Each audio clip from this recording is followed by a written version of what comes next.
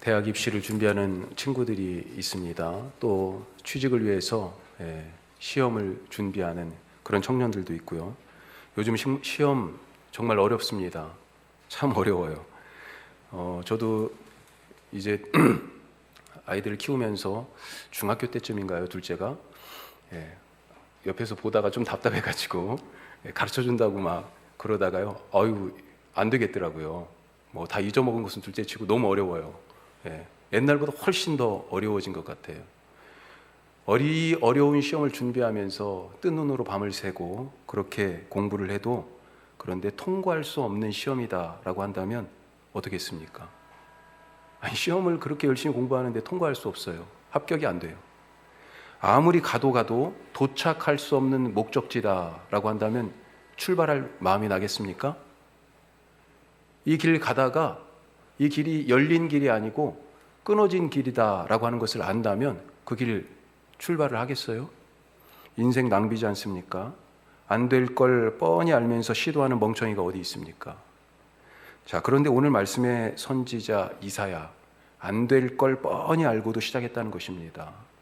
그래서 누구는 이 이사야를 실패를 완성한 사역자 이렇게 부릅니다. 좀 이상하죠? 실패를 완성한 사역자. 하나님의 말씀을 전하러 가는데 아무도 안 듣는다는 것입니다. 사람들에게 손짓을 하면서 여기 좀 보라고, 내 말 좀 들어보라고 그렇게 목소리를 높여도 아무도 거들떠보질 않아요. 잠깐 시간 좀 내달라고, 너무 중요하다고 그렇게 애원을 해도 없는 사람 취급하고요, 미친놈처럼 그렇게 바라봅니다. 관심을 안 둡니다. 힘이 나겠습니까? 자, 이런 점에서 우리가 오늘 세 가지로 말씀을 한번 생각해 보는데, 첫 번째, 이사야는 실패할 것을 알면서도 갔다 하는 것입니다. 실패할 것을 알면서도 가는 게 하나님이 부르신 사람의 삶이에요. 자, 9절 말씀 오늘 한번 보죠. 9절 같이 읽습니다. 여호와께서 이르시되 가서 이 백성에게 이르기를 너희가 듣기는 들어도 깨닫지 못할 것이요 보기는 보아도 알지 못하리라. 듣는데 못 듣고, 보는데 못 보고, 깨닫지도 못하고. 자, 이어지는 10절 말씀을 보니까 어떻게 돼 있어요? 마치 하나님께서 백성들의 마음을 둔하게 하셔가지고 못 듣게 하고 못 보게 하고 하신다, 이렇게 읽힐 수가 있습니다. 자, 그런데 이 말씀은, 이사야의 사역이, 이 10절의 말씀은 하나님이 마치 못 듣게 하고 못 보게 하는 것처럼 이사야는 보내서 전하라고, 말씀을 전하라고 해놓고 그 백성들의 눈을 가리고 귀를 막아서 마치 하나님이 그러신 것처럼 그렇게 보이는 부분들이 있는데, 실제 이 말씀이 갖고 있는 뜻이 무엇이냐, 이것은 앞으로 이사야 사역이 어떻게 될지, 그 사역의 결과, 사역의 영향력을 보여주는 것입니다. 가서 말씀을 열심히 전했는데도 말씀을 전하면 전할수록 사람들의 마음은 더욱더 굳어지고 더 굳게 귀를 닫고 눈을 감고 뜰 생각을 안 한다는 것입니다. 사람들이 안 듣고 안 보니까 어때요? 답답하잖아요. 내가 뭔가를 좀 잘못하고 있나? 내 사역의 방향성이 틀렸나? 내 사역의 방법이 잘못됐는가? 그래서 이런저런 아이디어를 꺼내가지고 또 실행해 보지 않을까요? 그런데도 불구하고 사역에 열매가 없다는 것입니다. 우리식으로 지금 얘기하면 밤낮으로 그렇게 기도하고 정말로 몸을 상해가면서 그렇게 복음을 증거하는데, 우리 선교사님들 중에 그러잖아요. 그런데도 불구하고 예수 믿는 사람, 교회에 오는 사람이 사역의 열매가 하나도 없다는 거잖아요. 예수님이 오늘 이 이사야 6장 9절 10절 말씀을 인용하셨습니다. 비유로 사람들에게 말씀을 가끔 하셨지요. 특별히 천국에 대해서 말씀하실 때 마태복음 13장이나 마가복음 4장에 보면 천국에 대하여 이러이러하다 비유로 말씀하는 대목에서 맨 처음에 나오는 비유가 씨 뿌리는 자의 비유죠. 천국은 마치 씨 뿌리는 자와 같다. 어디에 씨를 뿌려요? 이 생명, 이 복음, 이 말씀의 씨를 어디에? 길가에. 이 말씀의 씨가 또 돌짝밭에도 가시덤불에도 그렇게 떨어지죠. 좋은 밭에도 떨어지고. 자, 이런 비유의 말씀을 하시는데, 그러니까 제자들이 물어요. 왜 예수님 비유로 말씀하세요? 예수님 뭐라고 대답하셨을까요? 천국의 비밀을 아는 것이 너희들에게는 허락됐지만 그들에게는 아직 허락이 안 됐다. 자, 그러면서 비유로 말씀하시는 이유를 대답해 주십니다. 자, 마태복음 13장 13절 말씀에 이 비유로 말씀하시는 이유를 얘기하는데, 오늘 이 6장 9절 말씀을 그대로 인용해요. 뭐라고 돼 있어요? 내가 그들에게 비유로 말하는 것은 그들이 보아도 보지 못하고 들어도 듣지 못하고 깨닫지 못하기 때문이다 라고 그렇게 말씀하세요. 이게 무슨 말이에요? 예수님은 아셨다는 것입니다. 대부분의 사람들이 예수님의 말씀을 듣고 또 예수님이 하신 놀라운 일들이 많이 있잖아요. 우리가 그걸 기적이라고 부르죠. 그 놀라운 기적들을 보지만 그 속에 담긴, 그 하신 말씀에 담긴 뜻을 알려고는 하지 않는다. 그걸 예수님이 아셨어요. 그들은 기적을 통해서 예수님의 손에서 떼어주시는 그 떡을, 그 빵을 받아 먹기는 했는데, 이 떡이 진짜 무엇을 의미하는지에 대해서는 관심이 없었다는 것입니다. 얼마나 많은 사람들이 그 빵을 받아 먹으려고 모였어요, 그 들판에.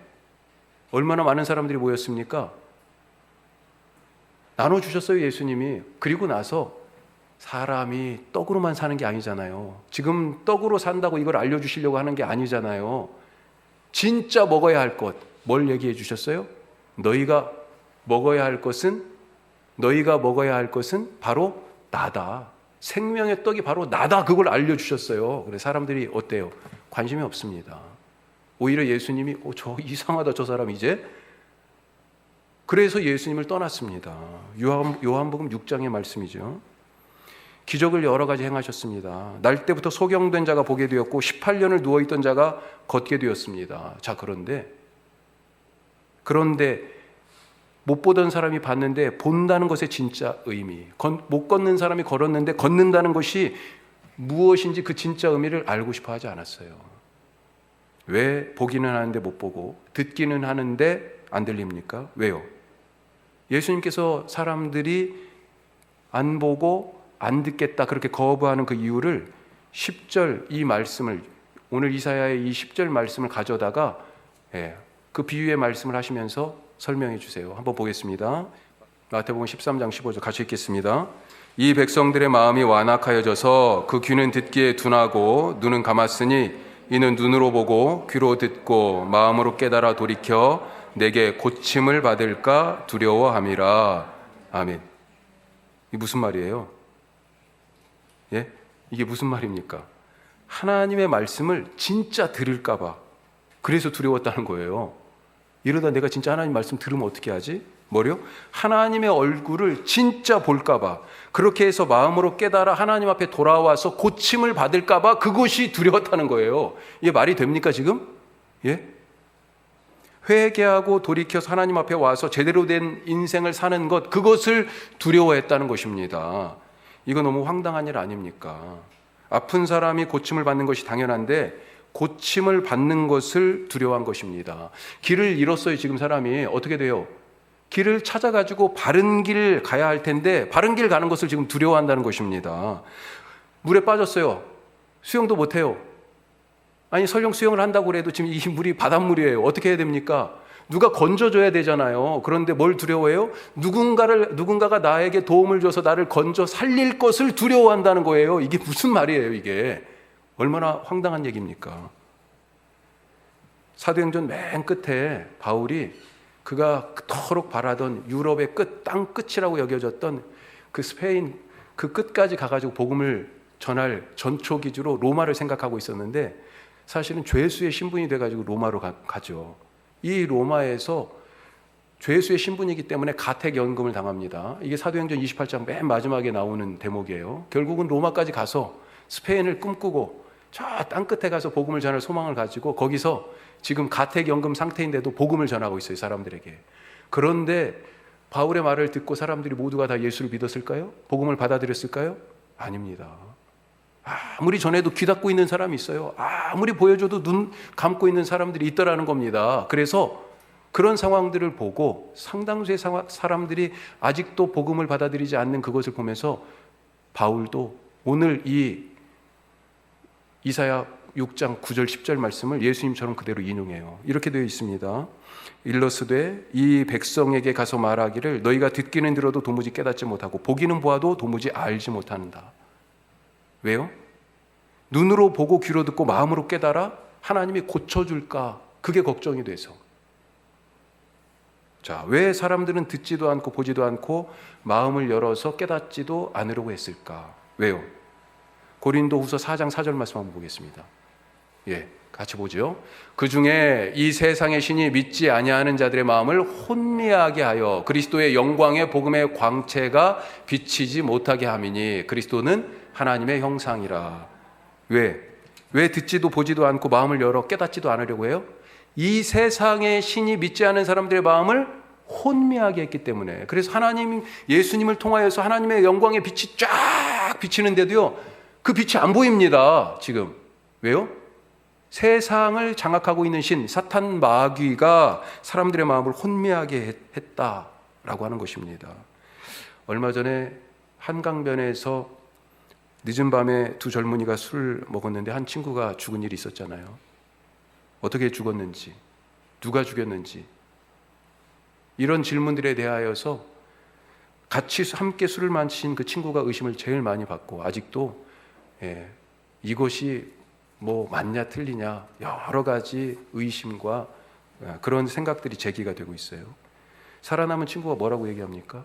자기는 블랙아웃이었다, 제정신이 아니었다, 블랙아웃이었다고 그렇게 얘기해요. 블랙아웃은 듣고 보고 뭐 하고 다 하는 것입니다. 하지만 혼미해요. 무엇을 들었는지 무엇을 보았는지, 자기가 무엇을 했는지 분명히 하긴 했는데, 분명히 보고 들었는데 아무것도 기억을 못하는 거죠. 블랙아웃이에요. 무엇이 그를 블랙아웃으로 만들었습니까? 술이죠, 술. 누가 지금 이 세상 사람들을 블랙아웃으로 만든 거예요? 이 세상의 신, 사탄 마귀가 죄로 사람들을 지금 블랙아웃 시켜버린 것입니다. 그래서 눈뜬 장님이 되고 못 듣는, 다 듣는 귀머거리가 되는 것입니다. 이거 서로 모순이잖아요. 장님이 눈을 뜨고 있어요. 눈뜬 장님이고요, 다 듣는 귀머거리예요. 문제는 사탄이 이렇게 사람들을 지배하고 있으면서 혼미하게 하고 있기 때문에 실패할 것을, 가서 아무리 일하고 전해도 실패할 것을, 그것이 뻔한데도, 그런데도 불구하고 이사야가 그곳에 가도록 부름을 받았다는 것입니다. 아무리 가서 말해도 듣지도 않고, 아무리 사역을 해도 열매가 없어요. 몇 년을 일했는데도 하나님께 돌아오는 사람이, 내놓을 만한 사람이 한 사람도 없어요. 특별히 이슬람권에서 사역하는 우리 선교사님들이 그렇잖아요. 얼마 전에도 그런 글을 읽었는데, 그래서 그만두고 싶었다는 거죠. 아무리 해봐도 이게 뭐 성과가 좀 나야 자기도 힘이 생기고, 누군가가 좀 변화되는 것처럼 보여야 자기도 그것을 붙잡고라도 계속 일을 이어갈 텐데, 너무 힘 빠진다는 거죠. 안 될 것을 뻔히 아는데도, 그런데도 하나님이 지금 부르고 계십니다. 그런 곳에 가서 일해야 됩니까? 그 일을 계속 해야 되는 거예요? 그곳에 가야 되는 것입니까? 실패할 것이 뻔한데? 하나님도 답답하셨던가 봅니다. 사람들이 하나님 말씀 안 듣고 하나님 하시는 일이 아무리 크고 위대한 일이라도 안 볼 것을 알고 계시잖아요. 그래서 뭐라고 얘기하세요? 오늘 8절 말씀 한번 보십시다. 자, 8절 앞부분을 보면 이렇게 돼 있어요. 내가 또 주의 목소리를 들으니 주께서 이르시되, 자, 뭐라고 합니까? 같이 해요.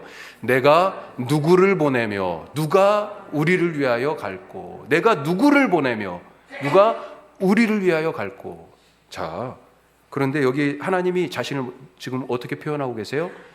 나라고 표현하셔요. 또 동시에 우리라고도 표현하십니다. 하나님은 나이면서 우리이신 분이에요. 하나님은 단수이면서 복수이신 분입니다. 이걸 뭐라고 불러요? 삼위일체라고 그렇게 표현하죠. 삼위일체. 나를 위하여 내가 누구를 보내며 누가 우리를 위하여 갈고. 자, 하여튼 가서 말씀을 전해도 듣지 않을 것을 알기 때문에 하나님이 지금 이 말을 하시는 건 뭐예요? 얼마나 지금 답답하다. 그 얘기를 지금 탄식처럼 하시는 거잖아요. 그때 누가 이 하나님의 탄식에 응답합니까? 이사야가 지금 응답하고 있어요. 이사야가. 자, 8절 그 다음 뒷부분을 한번 보십시오. 뭐라고 합니까? 그때 내가 이사야죠. 이사야가 이르되 같이 함께 합니다. 내가 여기 있나이다. 나를 보내소서. 망설이지 않았습니다. 바로 제가 여기 있습니다. 제가 그 실패의 자리에 가겠습니다. 얘기하죠. 우리는 어떻습니까? 자, 어떻게 이사야는 한순간도 망설이지 않고 그 실패의 자리에 내가 가겠습니다. 그렇게 얘기할 수 있었을까요? 여기에 오늘 우리가 나눌 두 번째 말씀이 있습니다. 자, 두 번째, 실패를 넘어선 하나님의 비전을 보았기 때문입니다. 실패 너머를 봤어요. 지금 보이는 건 뭐예요? 실패만 보이거든요. 그런데 그 뒤를 지금 하나님이 보여주신 것입니다. 자, 오늘 우리가 6장 6절부터 읽었는데 사실은 1절부터 말씀으로 같이 함께 묶여져 있는 거예요. 1절이 어떻게 시작되죠? 오늘 이 6장 1절은 이 6장은 통째로 이사야의 소명장입니다. 이사야가 지금 선지자로 부름받은 장이에요. 그래서 6장으로 지금 편성은 그렇게 되어 있지만 사실은 이사야에서 제일 앞선 장이에요. 앞선 장. 예. 자, 시점 어떤 상황이었는지 그것 한번 보죠. 6장 1절 같이 읽습니다. 우시야 왕이 죽던 해에 내가 본즉 주께서 높이 들린 보좌에 앉으셨는데 그의 옷자락은 성전에 가득하고. 자, 때가 언제예요? 우시야 왕이 죽던 때. 우시야 왕이 누구냐? 52년간 유다를 통치한 왕입니다. 나중에 히스기야의 아들 므낫세가 55년간 통치해요. 근데 이 므낫세는 제일 오래 통치했지만 가장 악한 왕 중에 하나였어요. 그런데 이 우시야는요, 그래도 요시아나 그 다음에 히스기야와 더불어서 그만큼은 안 되지만 그래도 하나님의 마음에 상당히 흡족한 그런 왕이었어요. 엄청나게 오래 다스렸죠. 왕으로 52년간이나 다스렸어요. 처음에는 역대하 26장에 보면 조금 자세하게 이 우시야 왕 이야기가 나오는데 처음에는 너무나 잘 정치를 했어요. 그래서 나라가 정말 부강하고 그렇게 튼튼하고 평안했습니다. 왕을 그렇게 또 오래 했으니. 자, 그런데 이렇게 잘 되니까 사람 마음이 어떻게 돼요? 좀 우쭐했던 거지요. 교만했던 거예요. 성소에 들어갔습니다. 성소에 누가 들어가야 돼요? 제사장이 들어가야 되는데 성소, 지성소는 그래도 아니었어요. 성소에 떡상이 있고요. 그 다음에 등잔이 켜 있고요. 또 뭐가 있습니까? 성도의 기도를 뜻하는 향이 있어요. 향. 분향하게 되어 있습니다. 그런데 제사장이 들어가서 하게 되어 있는 이 분향의 일을 우시야가 내가 할게. 그리고 들어간 거예요. 제사장들이 가서 말렸습니다. 그것을. 이 일 때문에 우시야가 나병에 걸렸어요. 자, 이런 오점이 있긴 하지만 대체적으로는 선한 왕이었어요. 이 우시야 왕의 이 태평성대 이것이 지금 끝나고 있다. 끝난 시점에 이사야가 등장했다는 것입니다. 무슨 말입니까? 왕의 죽음은요, 국가적인 위기예요. 앞으로 이 나라의 미래를 장담하기 어려운 상황이 되었다는 것입니다. 그때 하나님께서 지금 이 땅의 상황이 한치 앞을 내다볼 수 없는 혼란으로 치달을 그런 상황 앞에서 걱정하고 있는 이 이사야를 딱 끌어가지고 지금 어디로요? 하늘로 올라가서 보여주시는 거예요. 우리 수요일날 말씀 듣고 계신 우리 분들은 뭔가 좀 딱 떠오르는 게 있지 않습니까? 예? 요한계시록의 요한의 모습하고 좀 비슷하잖아요. 요한계시록 초반부에 보면 당시에 이 상황이 어땠어요? 지상의 교회들, 소아시아 7교회로 대표되는 이 지상의 교회들이 처한 상황. 제2의 네로라고 불려질 만큼 악독했던 도미티아누스 황제 치하에서 교회가 숱한 박해와 완전히 멸절될 그런 위기 가운데 놓여 있었습니다. 땅의 교회들이 그런 어려움을 겪고 있을 때 하나님께서 이 탄식하는 요한을 불러가지고 어디로요? 하늘로 지금 딱 올려 보내시는 거예요. 땅의 교회들은 지금 그런 위기 가운데 다 없어질 그런 박해 가운데 있는데 요한을 딱 들어 올리셔서 하늘에서 뭘 보여줘요? 하늘에 있는 진짜 교회의 모습이 무엇인지 그 하늘의 예배에 참석하게 하고요. 그것을 보게 하십니다. 그 하늘의 교회를 뭐라고 얘기해요? 14만 4천이라고 얘기하는 거예요. 허다한 무리들이에요. 그들이 어떻게 하나님과 함께하고 하나님을 예배하는지를 요한을 하늘로 올려 보내가지고 끌어올리셔서 그걸 보여주셔요. 뭘 알았습니까? 교회가 바로 이런 것이구나. 교회의 원래 모습이 바로 이거구나. 예배가 바로 이런 것이구나. 무엇보다도 그리스도께서 승리하시는구나. 지금 교회가 지고 있는 것 같잖아요. 세상 속에서. 로마 제국의 짐승과 같은 힘에 의해서 사탄을 용이나 짐승으로 표현했잖아요. 그 짐승과 같은 힘에 의해서 꼼짝도 못하고 있었는데 그게 교회의 진짜 모습이 아니고 교회는 승리하는 모습이구나 라고 하는 것을 하늘에 올라가서 보게 됐습니다. 오늘 이사야가 바로 지금 그런 거죠. 국가의 미래를 장담할 수 없고 사람들이요 어디로 쫓아가요? 지금 여호와 하나님의 신앙에서 가나안에 보이는 신들, 깎아 만든 그 신들, 풍요를 보장하는 바알과 아세라의 그 신앙으로 그들이 지금 옮겨가고 있어요. 우상 숭배 앞에, 우상 앞에 절하고 있어요. 지금 그렇게 신앙의 위기, 국가의 위기를 맞고 있을 때 예배의 자리로 하나님께서 지금 이사야를 데리고 올라가시는 것입니다. 스랍이라는 천사들이 지금 거기서 예배하면서 하나님을 찬양하죠. 3절에 뭐라고 돼 있어요? 서로 불러서 이르되, 같이 읽어요. 거룩하다 거룩하다 거룩하다 만군의 여호와여, 그의 영광이 온 땅에 충만하도다. 하늘의 예배의 자리를 지금 같이 함께 참여해서 예배드리고 있는 거예요. 천사들의 찬양을 들었어요. 자, 하늘 예배에서 뭘 보았습니까? 다시 1절로 돌아가서 뭘 봤어요? 하나님이 높은 보좌에 앉아 계신 걸 보았어요. 요한계시록에서도요, 하나님을 뭐라고 표현하냐면 다른 말이 아니에요. 보좌에 앉으신 이, 이렇게 표현하고 있습니다. 이게 무슨 말일까요? 지금 땅을 누가 다스렸습니까? 이 나라를, 땅에 보이는 나라를요? 왕이 다스렸어요. 왕이. 그런데 이 왕이 지금 죽으니까 우리나라 어떻게 하지? 지금 벌벌 떨고 있잖아요. 걱정스러워서 너무. 혼란이 불보듯 뻔한 상황입니다. 우상 숭배로 지금 날뛰고 이방 선지자가 출세하고 하나님의 말씀이 길거리에 돌멩이만도 못하게 발로 채이듯이 취급받고 있는 그런 상황들을 보고 있어요. 하지만 알게 됐습니다. 이 땅에 왕이 다스리는 것 같았는데 진짜로 하늘에 올라가서 딱 보니까 누가 다스려요? 누가 보좌에 앉아 있습니까? 왕이 아니고요. 바로 그 전능하신 그분, 하나님이 앉아 계시더라 하는 것입니다.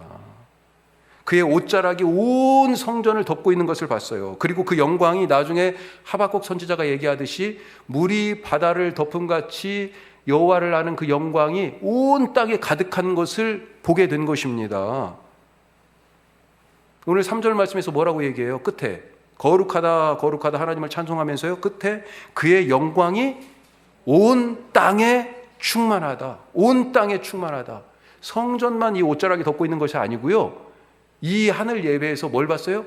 온 땅을 다 덮고 있는 하나님의 통치, 보좌에 앉으신 그분은 오직 진짜 왕은 하나님 한 분밖에 없다라고 하는 것을 본 것입니다. 실패를 넘어선 승리를 이 하늘 예배에서 봤어요. 지금 이 땅에서는 실패할 것 같죠. 안 되는 것 같죠. 하지만 그것 너머를 하나님께서 보여주셨다는 것입니다. 이것이 바로 이사야가 본 비전이에요. 우리가 예수님의 십자가를 생각할 때 땅의 관점에서 보면 이 십자가는 뭡니까? 실패잖아요. 허무하잖아요. 예수님 힘 한 번 못 써보고 죽었잖아요. 제자들이 뭐라고 그랬습니까? 이렇게 죽을 바에는 이야 힘 좀 써보자 하고 베드로가 칼을 뽑지 않았습니까? 겟세마네 동산에서. 어떻게 십자가에 달려 죽었어요? 완전히 다 발가벗겨져서 죽은 거예요. 우리 성화는 그래도 가리고 있어요. 그런데 모욕과 수치의 자리가 바로 십자가입니다. 다 끝났다고 제자들이 다 흩어졌습니다. 고향으로 내려가고 있었어요. 자기들도 예수의 잔당으로 그렇게 붙잡힐까 봐 숨어 있었습니다. 그런데 끝나지 않았어요. 하나님이 끝나지 않았다고 얘기하십니다. 무덤을 여셨어요.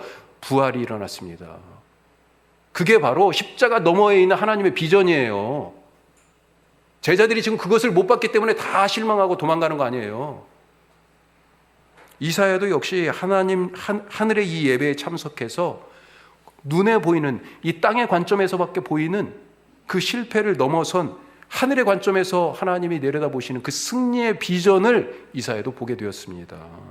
그래서 실패할 것이 눈으로, 땅에서 볼 때는 실패할 것이 뻔하지만 하늘에서 보니 실패가 아니잖아요. 그래서 갈 수 있었던 거예요. 부활이 있었기 때문에 십자가의 죽음이 비참한 실패가 아니라 죄사함의 승리가 되었던 것을 믿으시기 바랍니다. 우리가 드리는 이 예배를 통해서 실패를 넘어서는 하나님이 보여주시는 그 하늘의 관점의 비전, 그것으로 보실 수 있기를 주님의 이름으로 축복합니다.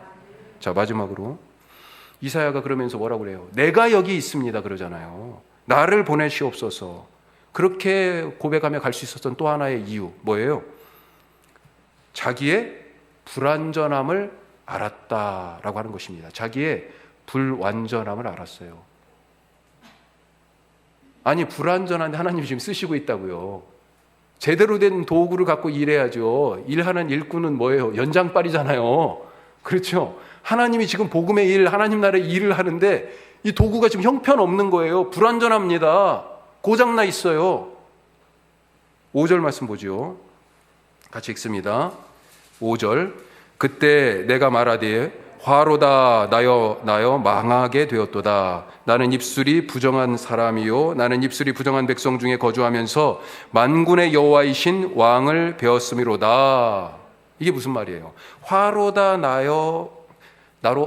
내가 망하게 되었다. 이 얘기는요, 화로다 이것은 우리식으로 얘기하면 아이고 이런 얘기예요. 지금 너무 깜짝 놀란 거죠. 이 예배에 참석하고 나서 지금 온 땅에 덮이는 하나님의 영광의 충만함을 보고 그 하나님의 승리, 그 구원의 놀라운 비전을 지금 봤는데 그걸 보고요, 처음 내뱉은 말이요, 아이고 내가 죽게 생겼구나 라고 하는 말이에요. 예언자는 어떤 사람입니까? 예언자는요, 행동으로 그의 삶에서 하나님의 말을 실천하여 보여줘야 되지만 무엇보다도 뭘로요? 입으로 하나님의 말씀을 그대로 옮기는 사람이죠. 대언. 대언, 대신 지금 전달해서 말해 주는 사람이에요. 말하는 사람입니다, 예언자는. 그런데 하늘 예배에서 그 실패를 넘어서는 하나님의 비전을 보았으니 이제 가서 말해야 되잖아요. 그런데 문득 뭐가 보입니까? 그 비전을 보고 나서 자기가 보이는 거예요. 자기가 가서 말해야 되겠는데 자기가 보여요. 어떤 자기가 보입니까? 이 몸의 모든 것, 자기 존재의 전체 중에서 뭐가 보여요? 특별히 이 말해야 되는 이 입술이 부정한 것이 보였다는 것입니다. 하나님 말씀을 전할 수 없음을 깨닫습니다. 다른 것도 아니라 콕 집어서 입술이 부정하다, 오염되었다, 거룩하지 않다. 어떻게 되었습니까? 천사가 번제단에서 부젓가락으로, 이 번제단이에요. 왜 번제단에 숯불이 있어요? 짐승을 거기서 살라 바치잖아요. 부젓가락으로 그 번제단에 숯불을 집어가지고 자기의 손으로 가져와가지고 이사의 입술에 댔다. 그렇게 지금 돼 있잖아요. 무슨 말입니까?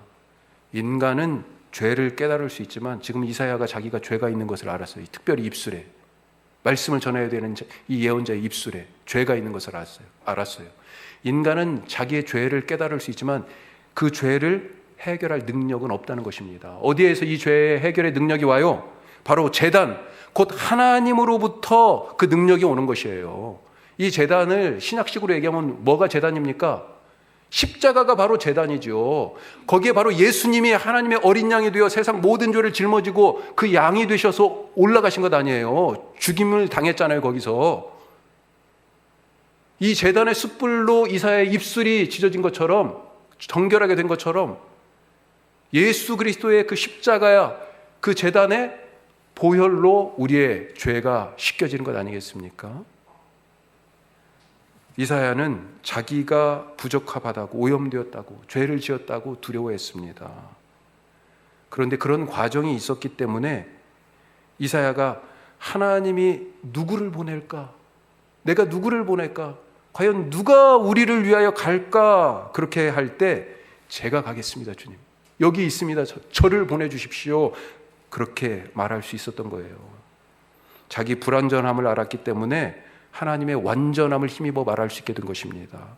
자기 연약함을 알았기 때문에 하나님의 강함으로 일할 수 있었던 거예요. 자기 미련함을 알았기 때문에 하나님의 지혜로 복음을 증거할 수 있었고요. 자기 죄를 알았기 때문에 하나님의 의를 덧입을 수 있었다는 것입니다.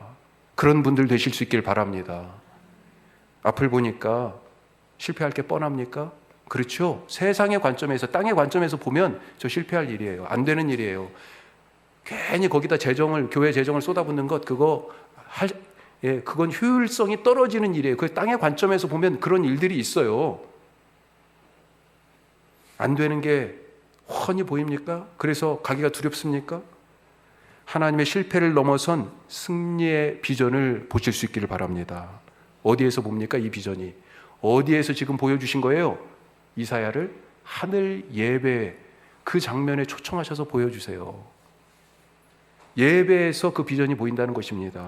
하나님은 우시아 왕이 죽은 이 상황을 위기로 진단하면서 땅의 관점을 가졌던 이 이사야를 끌어올려 가지고 하늘의 예배를 보여주시면서 하늘의 관점, 그 땅의 일에 너머에 있는 하나님의 계획을 보게 하신 것입니다. 우리 예배에서 바로 예수님께서 이기셨던 그 십자가를 넘어선 부활의 렌즈로 그 실패처럼 보이는 십자가를 보고 그것이 진정한 승리임을 깨닫는 하나님의 관점을 갖고 살아가시는, 그래서 실패할 것이 육의 눈으로 볼 때는 뻔히 보이지만 영의 눈으로 하나님의 더 큰 계획과 비전을 바라보고 주 앞에 주님 내가 여기 있습니다 라고 그렇게 고백하며 자기를 보내달라고 주님께 삶을 드리는 우리 모두 되시기를 주님의 이름으로 축복합니다.